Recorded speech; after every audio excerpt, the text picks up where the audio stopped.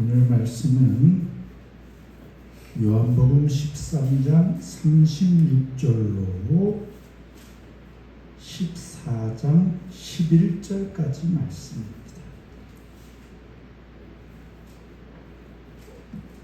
요한복음 13장 36절로 14장 11절까지 교독하도록 하겠습니다. 시몬 베드로가 이르되 주여 어디로 가시나이까? 예수께서 대답하시되 내가 가는 곳에 내가 지금은 따라올 수 없으나 후에는 따라오리라. 베드로가 이르되 주여 내가 지금은 어찌하여 따라갈 수 없나이까? 주를 위하여 내 목숨을 버리겠나이다. 예수께서 대답하시되 내가 나를 위하여 내 목숨을 버리겠느냐? 내가 진실로 진실로 내게 이르노니 다 굴기 전에 내가 3번 나를 부인하리라. 너희는 마음에 근심하지 말라. 하나님을 믿으니 또 나를 믿으라. 내 아버지 집에 거할 곳이 많도다. 그렇지 않으면 너희에게 일렀으리라. 내가 너희를 위하여 거처를 예비하러 가노니 가서 너희를 위하여 거처를 예비하면 내가 다시 와서 너희를 내게로 영접하여 나 있는 곳에 너희로 있게 하리라. 내가 어디로 가는지 그 길을 너희가 아느니라. 도마가 이르되 주여 주께서 어디로 가시는지 우리가 알지 못하거늘 그 길을 어찌 알겠사옵나이까? 예수께서 이르시되 내가 곧 길이요 진리요 생명이니 나로 말미암지 않고서는 아버지께로 올 자가 없느니라. 너희가 나를 알았더라면 내 아버지도 알았으리로다. 이제부터는 너희가 그를 알았고 또 보았느니라. 빌립이 이르되 주여 아버지를 우리에게 보여 주옵소서. 그리하면 족하겠나이다. 예수께서 이르시되 빌립아 내가 이렇게 오래 너희와 함께 있으되 내가 나를 알지 못하느냐? 나를 본 자는 아버지를 보았거늘 어찌하여 아버지를 보이라 하느냐? 내가 아버지 안에 거하고 아버지는 내 안에 계신 것을 내가 믿지 아니하느냐? 내가 너희에게 이르는 말은 스스로 하는 것이 아니라 아버지께서 내 안에 계셔서 그의 일을 하시는 것이라. 내가 아버지 안에 거하고 아버지께서 내 안에 계심을 믿으라. 그렇지 못하겠거든 행하는 그 일로 말미암아 나를 믿으라. 아멘.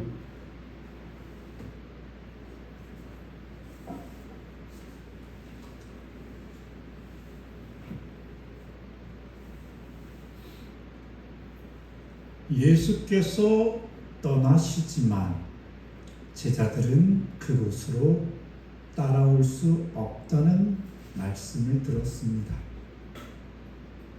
베드로는 물론이고 반응이 조금 느렸던 다른 11제자도 10제자군요.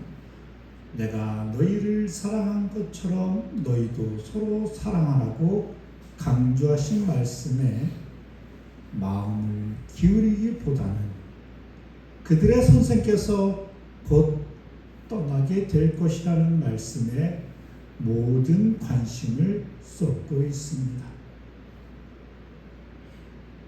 예수님께서는 너희가 서로 사랑하라 이걸 중심으로 얘기했는데 제자들은 내가 이제 떠날 것이다 라는 말씀에만 관심을 갖고 있습니다. 오늘 본문에는 제자들이 이에 관하여 질문하거나 아버지를 보여달라는 빌립의 요구에 대한 예수님의 답변과 믿음의 요구가 나타나 있습니다. 죽음이 임박한 이때 예수님과 제자들 간의 대화를 통해 예수님의 십자가상에서의 죽으심이 의미하는 바와 그리스도인으로서의 신앙의 실제가 무엇인가를, 즉 그리스도인들이 걸어가는 길, 목적하는 길, 목적하는 그것이 무엇인지를 깨우쳐 가르치는 성령님께서 도우심으로 말미암아 하나님께로 더더욱 자라가는 믿음의 감사가 우리 속에 넘치기를 간절히 바랍니다. 우선은 첫 등장인물이 베드로죠. 베드로는 역시 성격답습니다. 이러저런 비우고 없음 단도직입적인 질문을 합니다. 주님이 떠나신다니 주여 어디로 가시나이까? 장소에 대한 베드로의 궁금증을 예수는 적당한 선에서 달래십니다. 야, 내가 가는 곳을 너희들에게 알리더라도 너희들은 따라올 능력도 없고 따라올 의지조차도 아직은 확고하지 않아. 그렇지만 나중에는 너희들이 나를 따라오게 될 것이야 라는 식으로 답변했습니다. 지금은 따라올 수 없지만 후에는 따라오게 될 것이다. 그러자 예수님 답변을 들은 베드로는 여기서 또 한 번 꽂힙니다. 아니 왜 지금 내가 왜 못해? 내 열정과 내가 주님을 얼마나 사랑하는데 여러분도 그렇죠, 그죠? 주님께서 가시면 따라가시겠다는 결단이 있으시죠? 아멘이 없네. 네. 그러니 지금 따라올 수 없다니 왜 그렇지? 하면서 그 지금과 관련된 언급에 주목합니다. 왜 지금은 따라갈 수 없느냐? 저는 당신을 위해 목숨까지 걸 것입니다 라고 얘기합니다.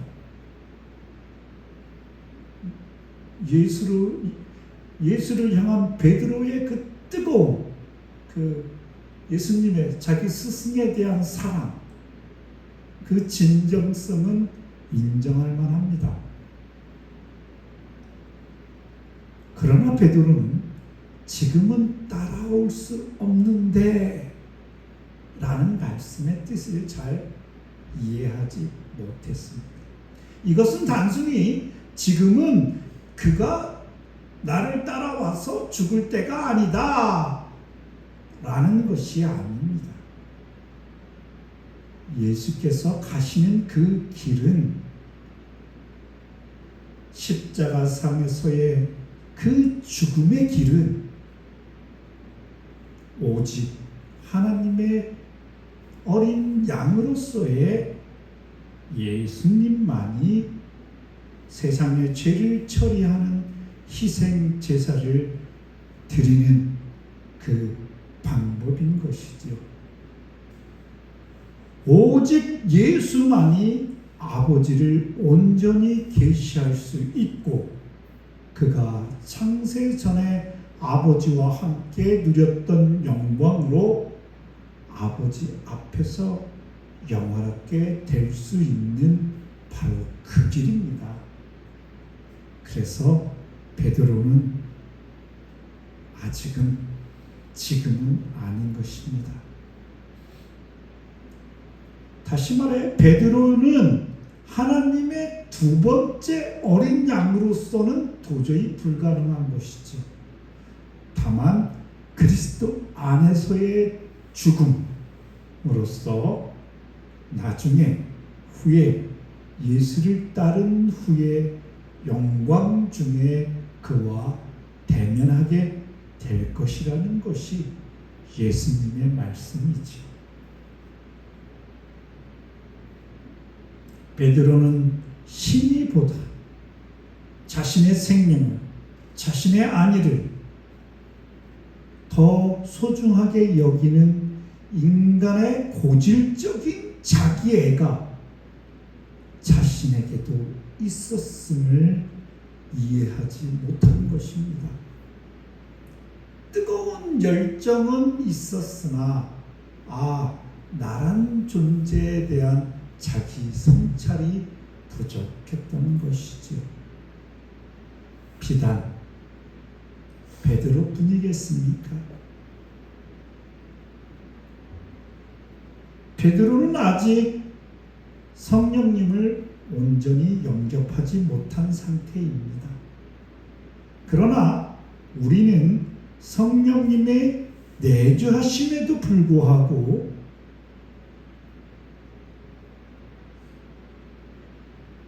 예수께서 가신 그 길을 굳이 외면하는 때가 있지는 않은지요. 성령님께서 가라 하시는 그 길을 향해 걷지 않고 나의 욕심과 나의 이해와 나의 상황에 맞춰서 길을 멈춰서 있지 않은지 다시 한번 확인하여 자신을 살피는 기회가 되시기 바랍니다. 베드로처럼 자신의 뜻으로 자신의 힘으로 뭐든지 할 것 같아도 막상 현실에 부닥치며 우리 속에 있는 부패한 본성이 그 존재감을 드러낼 뿐만 아니라 과시합니다. 나 여기 있어 하고 고개를 뻣뻣이 들고 일어납니다. 그리고 자기 감정과 자기 상황에 맞는 말로써 소위 말해 짓거립니다. 욥의 고백처럼 나는 깨닫지도 못한 일을 말하였고 스스로 알 수도 없고 헤아리기도 어려운 일을 말하였나이다 라는 고백이 우리에게도 필요합니다. 우리는 단순히 그 어리숙한 우리의 지식의 양과 우리의 알매 수준이라는 것 얼마나 빈천합니까? 그럼에도 불구하고 마치 모든 것을 깨닫고 통달한 자처럼 얼마나 자주 말하고 그러면서 다른 사람을 없이 여기는 일들은 또한 얼마나 비일비재합니까? 우리 입에서 나온 말이라고 해서 우리가 스스로 다 이해하는 것도 아니며 또한 감당할 수 있는 것도 아니라는 것입니다.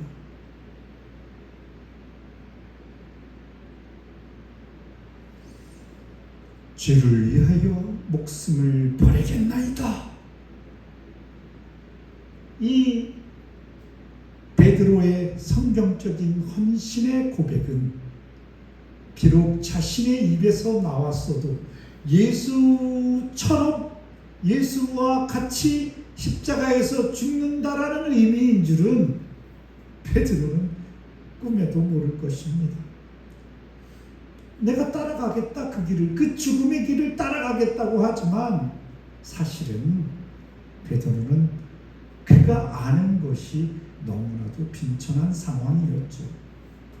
그 고백의 실현은 자신의 힘이 아니라 성령의 권능에 의해서만 가능하게 됩니다.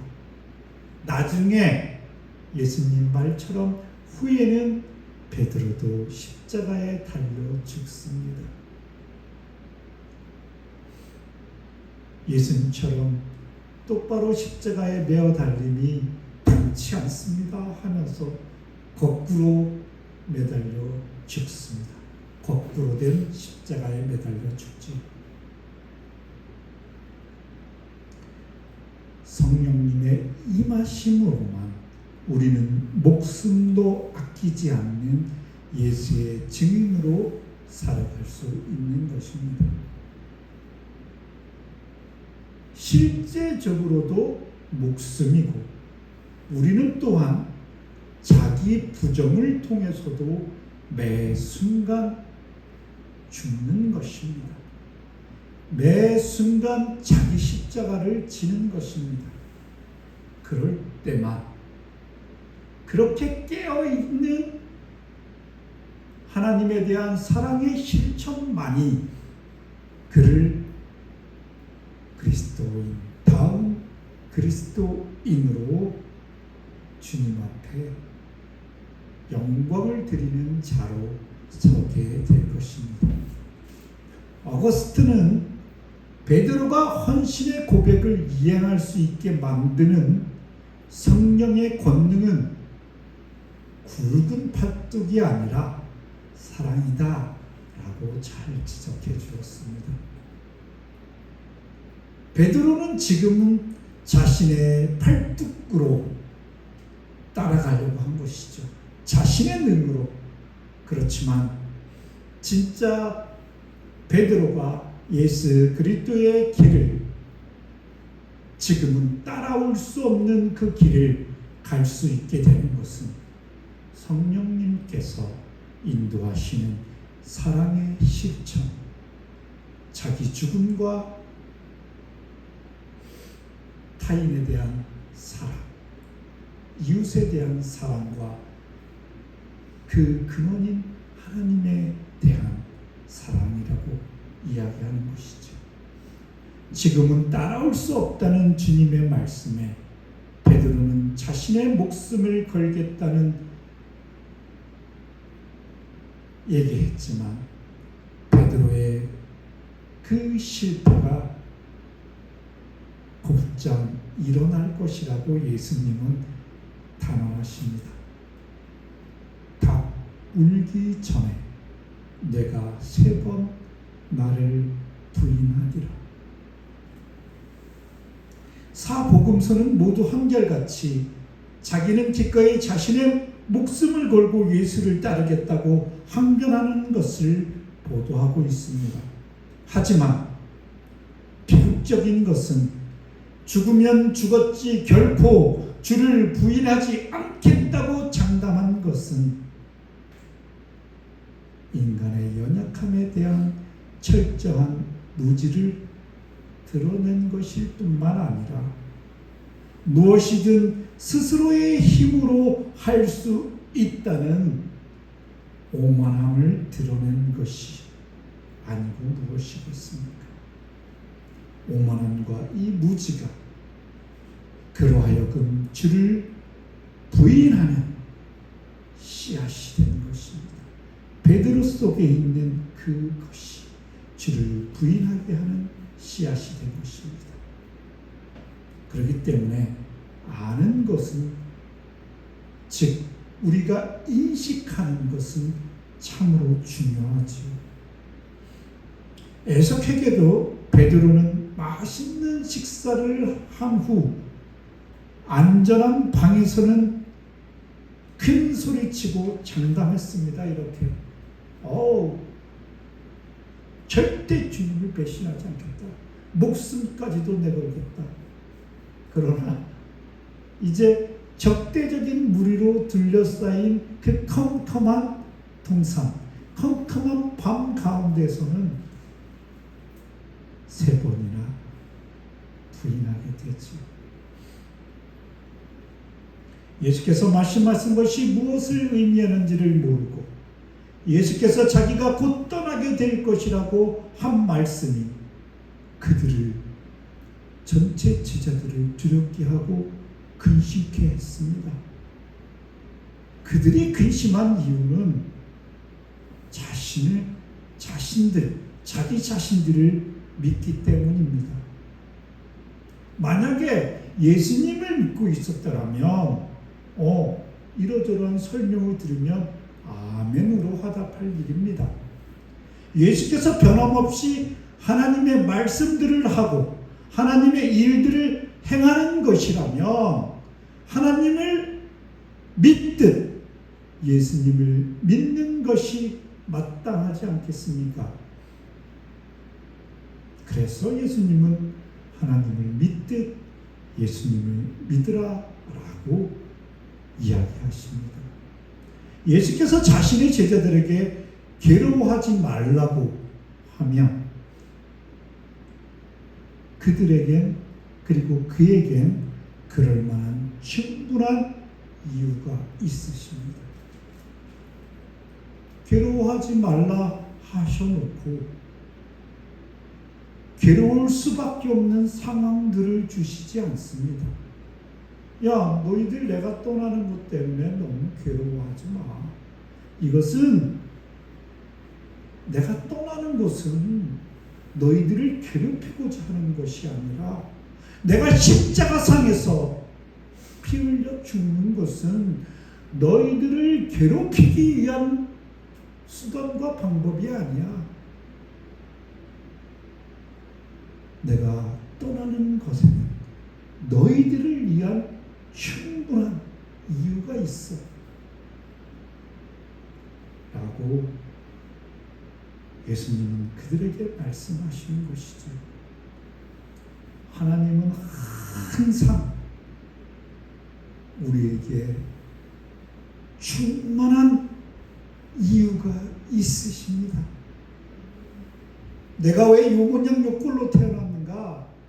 나는 왜 재벌의 자녀로 태어나지 않았는가? 나는 대통령 아들, 딸로 태어났으면 좋았을 텐데 나에게 이러저러한 권력을 주지 않는가? 나에게 힘이 있으면 이러저러 하겠는데 자기 의를 드러내려고 그 모든 것들을 이야기하는 것이죠. 하지만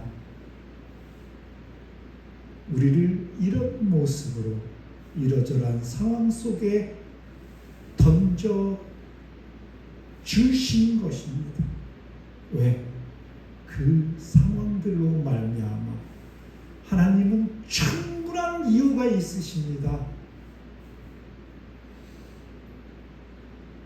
그에게 참된 유익이 될 것입니다. 예수께서 제자들을 떠나심은 제자들의 유익함을 위해서입니다. 그가 곧 멀리 떠나게 될 것임은 사실이지만 예수님은 제자들의 거처를 예비하러 떠나는 것입니다.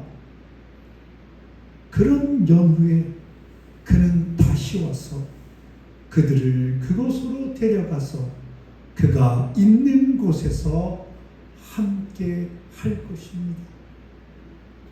그곳은 갈병에 의하면 따라올 모든 사람들이 거하고도 남을 거처가 많은 아주 충분한 바로 그곳입니다. 예수님께서는 그 예수님이 준비 속에는 우리가 준비되게 만드는 것 또한 포함됩니다. 그리고 그 준비의 방식은 믿음입니다. 예수님께서 우리에게 믿음을 주시고 그 믿음으로 말미암아 그 길을 따라오도록 하기 위해서 지금 떠나시는 것이죠. 우리들을 위한 믿음을 준비하신 것입니다. 보십시오. 우리는 방금 전에 그 자신의 열정과 자신의 고집, 자신의 자기 판단으로 예수님을 따라갈 수 없는 상황을 보지 않았습니까? 그래서 예수님은 제자들을 떠나셔서 그 거처를 준비하시는 것입니다. 그 거처뿐만 아니라 우리를 준비하는 것까지도 그 거처를 위한 준비입니다. 예수께서 떠나시면 이제 사랑의 눈에 보이지 사람의 눈에는 더 이상 보이지 않습니다. 그러면 보이지 않는 것들의 증거인 믿음이 우리 안에서 작동하게 됩니다. 예수님이 눈앞에 있을 때는 믿음이 필요 없죠. 그죠? 보고 알죠. 예수님이 눈앞에 있잖아요. 그렇지만 이제 예수님께서 우리들의 거처인 하늘을 준비하러 가시면 이제는 직접들에게 요구되는 것은 예수님께서 살아계심을 믿어야만 예수님과 소통할 수 있는 믿음이라는 것이 바로 그 소통의 계기가 되는 것이죠. 우리는 그런 믿음으로 삶으로 하늘에 거쳐도 소망의 실상으로 마련되고 믿음으로 그것을 희망하는 것만 아니라 사랑으로 그것을 고대하며 하늘에 거쳐가 우리에게 마련되는 것입니다. 우리는 그 믿음으로 하늘 거치를 소망하고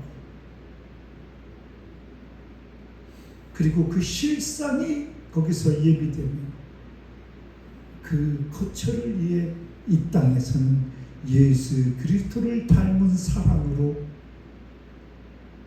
사랑의 실천으로 믿음을 증거하는 것이지. 예수님은 우리 안에 당신을 위한 자리와 당신 안에 우리를 위한 자리를 준비하고 계십니다. 그러자 두 번째로 예수님의 거처로 가는 길은 그의 설명으로 충분히 알려주셨습니다. 그래서 예수께서는 제자들도 그 길을 안다고 말합니다. 그러자 도마가 이의를 제기합니다. 주여, 당신이 가는 곳을 우리가 알지 못하는데 어떻게 그 길을 알 수 있겠습니까? 근데 주님께서는 분명히 그 길을 너희가 안다라고 말씀하셨습니다. 어쩌면 그들은 알지만 그들은 자신들이 안다는 것을 몰랐습니다. 그들은 예수를 알고 있지만 하늘나라로 가는 길인 예수를 몰랐기 때문이죠. 무슨 말인지 이해되시죠? 우리가 거할 본질적인 장소는 그리스도 아닙니다. 그곳에 도달하는 본질적인 길도 바로 예수님의 길입니다. 오직 예수님만이 하나님께로 가는 길이요, 그가 하나님의 진리이고 하나님의 생명이기 때문입니다. 그러므로 예수께서는 예수님을 아니까 너희도 안다라고 말씀하셨죠. 그렇지만 실상은 그들은 너무나도 작은 부분만 알고 있는 것입니다.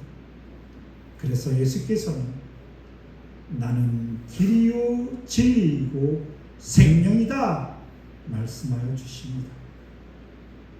여기서 예수님은 진리시고 물론 예수님은 생명이시지만 여기서 핵심적인 포인트는 길에 있습니다. 진리의 길이고 생명의 길입니다. 길들 중에 하나인 길이 아닙니다. 예를 들어가지고 하나님께로 가는 수없이 많은 길들, 요즘 많은 교회에서 이것을 인정합니다. 그래서 부처를 믿든 알라를 믿든 다른 어떤 우리나라 같으면 강진상 상제를 믿든 그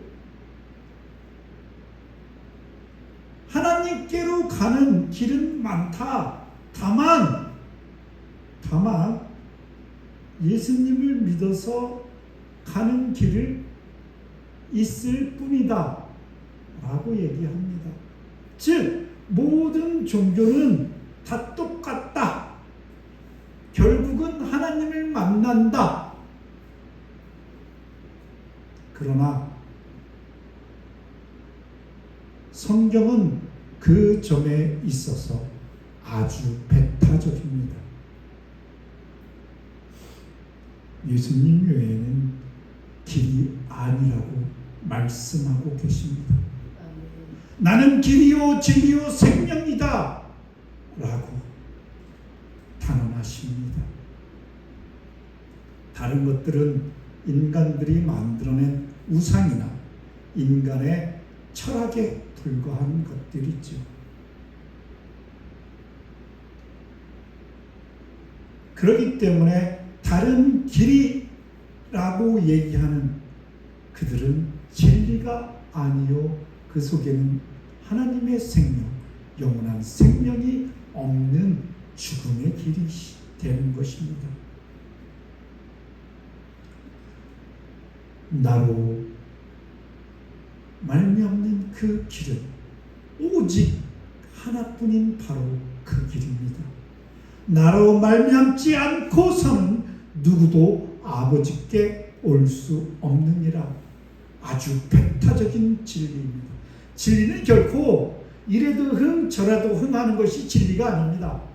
예를 들어갖고 우리가 자연적인 진리 중에 해가 동에서 떠서 서로 진다. 이건 진리죠. 근데 가끔은 서쪽에서도 뜬다. 또는 가끔은 해가 북쪽에서도 뜬다. 하여튼 뜬다. 이것은 어불성설이지 않습니까? 예수는 하나님의 최고의 계시를 구현하고 있다는 점에서 바로 진리입니다. 그 자신이 하나님을 들려주는 것입니다. 당신의 모습에서 모든 사람들은 하나님을 듣습니다. 하나님을 보고 하나님을 만지고 하나님을 향유합니다. 그는 오로지 아버지가 그에게 말하고 행하라고 주신 것들만 말하고 행하십니다. 예수는 생명이고 자신 속에 생명을 가지고 있는 분이며 부활이고 생명이고 참 하나님이시오 영생이십니다. 예수께서는 우리들이 하나님께로 가는 유일하고 단 하나밖에 없는 길이고 자신들의 사랑하시는 자들이 아버지의 집에 있는 많은 거처에 당도하게 해주는 바로 그 길입니다. 오직 그만이 진리이고 생명이기 때문입니다. 그러하기에 오직 예수만이 나로 말미암지 않고는 아버지께로 올 자가 없느니라고 말할 수 있는 전무후무한 유일하신 바로 그분입니다. 어떤 자가 만약에 이러한 이야기를 한다면 그는 사단이요 우상 숭배자요 거짓 선지자일 것입니다.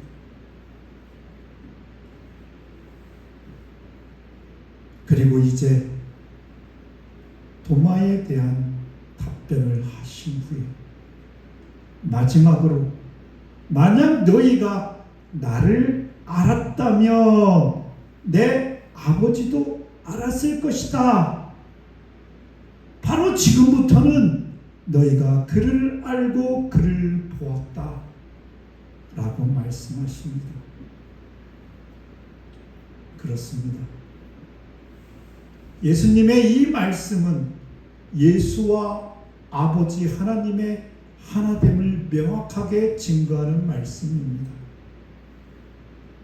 나를 보는 것, 그거는 바로 하나님을 보는 거예요. 라고요. 그러자 빌립은 그 말씀에도 불구하고 주여 아버지를 우리에게 보여주십시오 라고 요청합니다.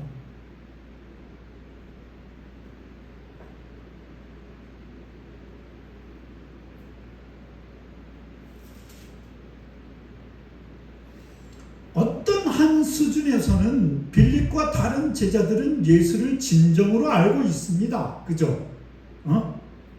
따라서 아들 안에서 아버지를 이미 본 것입니다. 그렇기 때문에 나를 안 것, 그것은 곧 아버지 하나님을 안 것이 됩니다. 우선은 예수님을 보겠죠. 예수님께서 이런 일 저런 일, 오병이어로 5,000명을 먹이신 일과 12광주리를 남기시고 날 때부터 맹인인 소경을 보게 하시며 죽은 나사로를 무덤에서 살려내신 일들, 손마른 자를 원상태로 곧바로 회복시키신 일, 귀신 들린 자를 쫓아내신 일, 그들은 다 보았어요. 근데 보아도 보지 못했죠. 어느 것만 봤어요. 말하자면 그들은 이것을 깨닫지 못한 것이 하나 있는데, 그 모든 것들을 보면서 예수 안에서 하나님께서 하나님 자신을 그들에게 계시하셨다라는 것을 깨닫지 못하고 있는 것입니다. 제자들은 그 수준에서 알고 예수님께서 바로 하나님이시다 라는 것을 대해서는 전혀 무지했습니다. 그래서 빌립은 하나님을 직접 보여달라고 요청하지요. 그 요청을 들은 예수님은 좀 답답했을 것입니다. 예수님의 외모를 보았고 음성을 들었고 손도 잡았고 몸도 이렇게 툭툭 부딪혔을 것이며 땀도 섞었고 여행도 함께 떠나고 밥상머리에서 맛있게 같이 밥도 먹었습니다. 그러나 그럼에도 불구하고 예수님의 온전한 정체성에 대해서는 전혀 무지합니다. 그러니 예수님께서는 빌립의 그 요구에 얼마나 슬펐겠습니까? 그래서 그 슬픔을 담은 반문을 하시죠. 빌립아, 내가 나를 알지 못하느냐? 빌립과 제자들은 예수님의 공생애 내내 예수님과 함께 있었음에도 불구하고 그들은 진실을 볼 의지와 능력이 없었습니다. 요한복음에서는 예수께서 실제 인물이기 때문에 다른 사람들에게 예수가 행하시고 말씀하시는 것을 와서 확인하고 요청하는, 야 너희들 와서 좀 봐라, 와 보라 라는 요청이 반복됩니다. 근데 그들은 정말로 와서 보는 수준에서 멈춰 있습니다. 자신의 삶으로서 느끼고 깨닫지 못합니다. 와, 대단한 분이시다. 야, 거기 죽은 나사로를 그 현장에 있던 많은 유대인들이 믿었지만 모든 유대인들은 믿지 않았죠. 그죠? 와서 봤습니다. 그렇지만 저분 대단하신 분인데 하면서 돌아가서 바리새인들에게 보고를 하잖아요.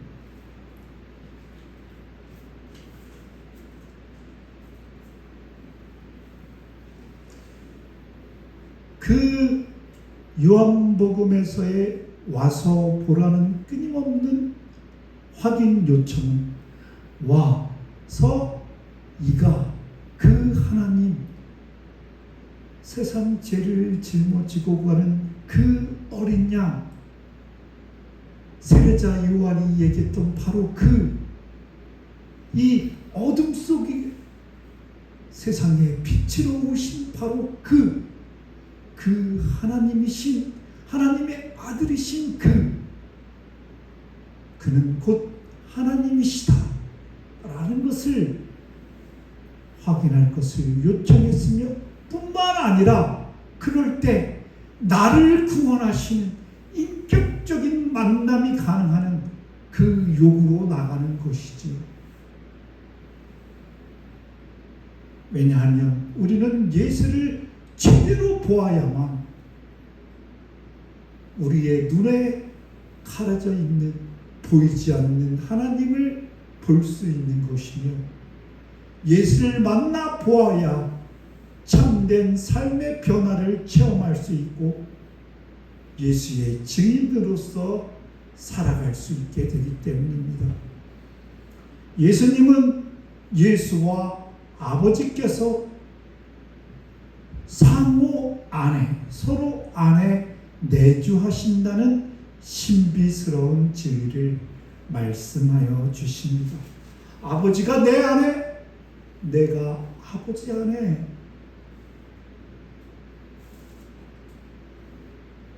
내가 아버지 안에 거하고 아버지는 내 안에 계신 것을 내가 믿지 아니하느냐.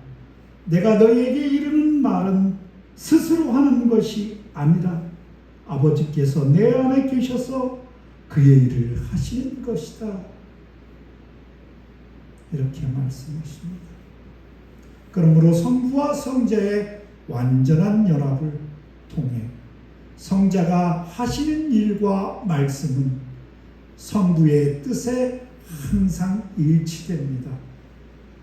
그렇기 때문에 성자가 스스로 모든 일을 행하시지만 예수 그리스도께서는 스스로 항상 모든 일을 행하십니다. 그러나 그것이 또한 성부의 뜻과 완전하게 부합되므로 스스로 행하지 않는다고 표현할 수 있는 것입니다. 이것은 겸손의 표현입니다. 여기서 내가 스스로 하는 것이 아니다라고 말씀하시는 것은 말하자면 이렇게 수동적으로 하신다 이 말씀이 아닙니다. 예수님의 행하심은 능동적입니다. 예수님께서 우리를 사랑하시면 능동적입니다. 그러나 그것은 모두 아버지께서 아버지의 뜻으로 세우신 것이기에 예수께서는 자신의 위치에서 하나님을 영화롭게 높여주시는 겸양의 자세로 말씀하시는 것이죠.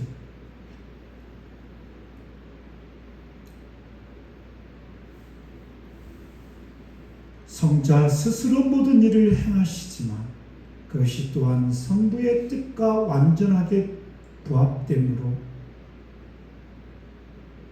스스로 행하지 않는다고 자신을 표현하고 있습니다.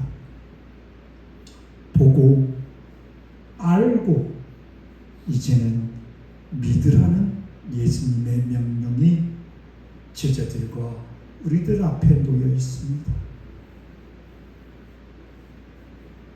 그리고 상호 내주에 대한 믿음을 요구하십니다.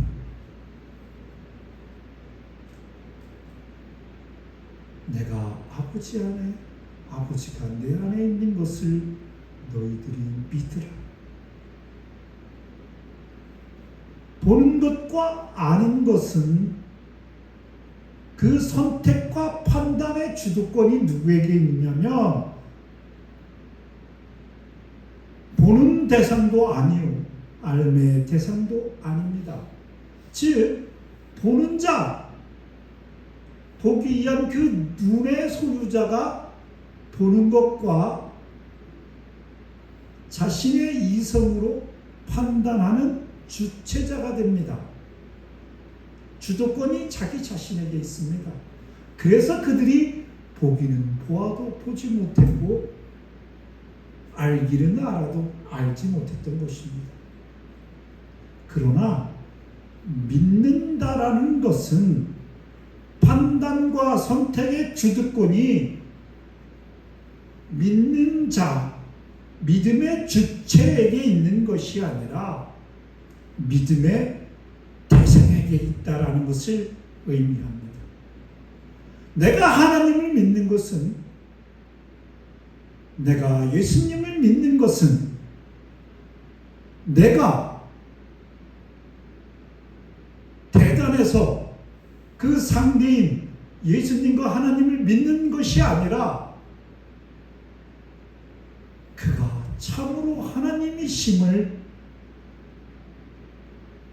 그가 어떠한 존재인가를 알기 때문에 믿음이 내 속에서 일어나는 것이죠.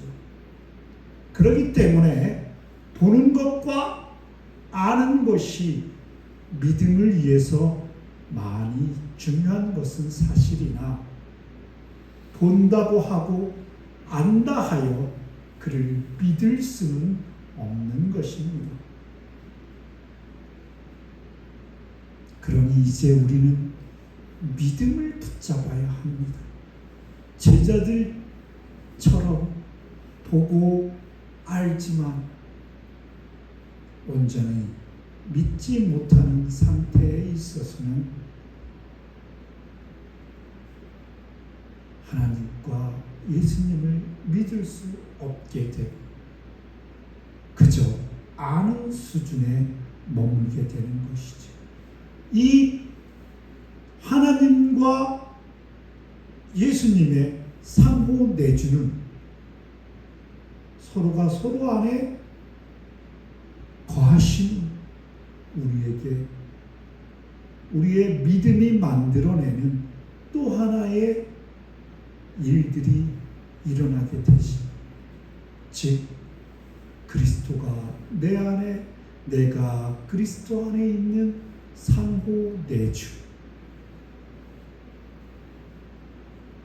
그래서 길이요 진리요 생명이신 예수께서 예수 안에 내가 거함으로 아버지 하나님께로 가는 길이 되시고 생명이신 그 진리의 말씀이 내 속에 거하고 내가 그 안에 거함으로써 내게 그 길이 열리고 진리와 생명의 삶을 살아가게 되는 것입니다. 인지적인 만족과 무관하게 말씀하시는 분의 신실함 때문에 우리는 그분을 수용하는 것이고, 그로 인해 그것이 바로 진정한 믿음입니다. 예수님은 자신의 모든 말씀을 제자들의 인식이 아니라 예수님 자신을 근거하여, 그것도 아니라면 예수께서 행하시는 그 일들 자체로 말미암아 믿으라고 하시는 것입니다.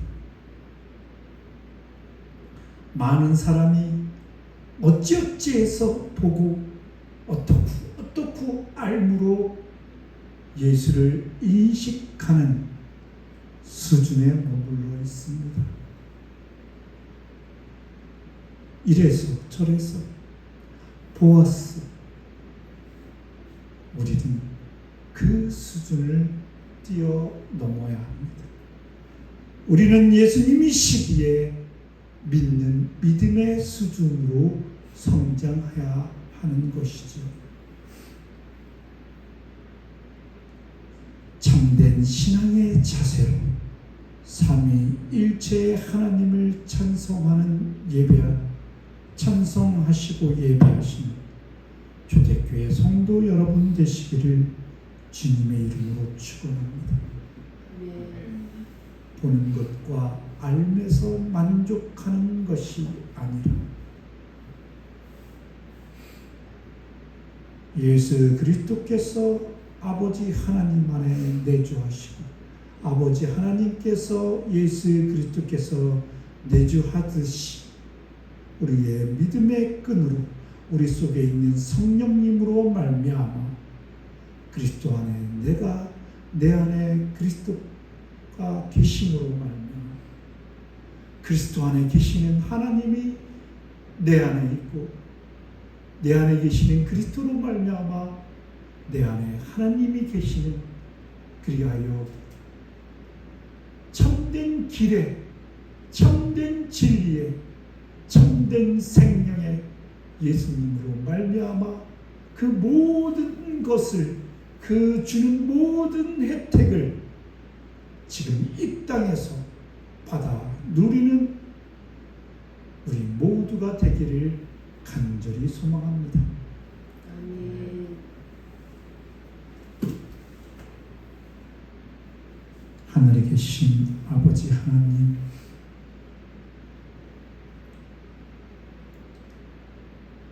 베드로의 인간적인 열심 그리고 자기가 무엇을 할 수 있겠다라는 자기 판단의 것들에서 저희들을 멀리하여 주시옵소서. 아버지 하나님, 예수님을 보면서 예수님을 알면서 도마처럼 그가 참된 길이요 진리요 생명인 줄 알지 못하는 어리석음에서 저희들을 깨치시고 예수님을 보고 알았으면서 예수님께 하나님을 보여달라는 어리석음을 범하지 않게 하여 주시옵소서. 우리의 삶을 봅니다. 예수께서 저희들의 삶 속에 관여하지 않으셨더라면, 예수께서 저희들의 삶과 동행하지 않으셨더라면, 그 체험이 아니었더라면 저희들이 어찌 예수님을, 하나님을 우리의 구주로 믿고 행하겠나이까. 아버지 하나님, 저희들의 믿음의 눈을 열어주셔서 우리 삶 구석구석에서 우리를 너무나도 사랑하셔서 우리와 동행하시고 우리를 보호하시고 성령님 인도하시는 길을 따라 그 길을 따라 그 생명의 길로 그 진리의 길로 저희들의 발걸음을 옮기도록 하여 주시옵소서. 날로 자라는 신앙 가운데 주님을 기쁘시게 하는 자로 자라갈 수 있도록 우리에게 힘과 능력을 덧입혀 주시옵소서. 모든 말씀 예수님의 이름으로 감사 기도합니다. 아멘.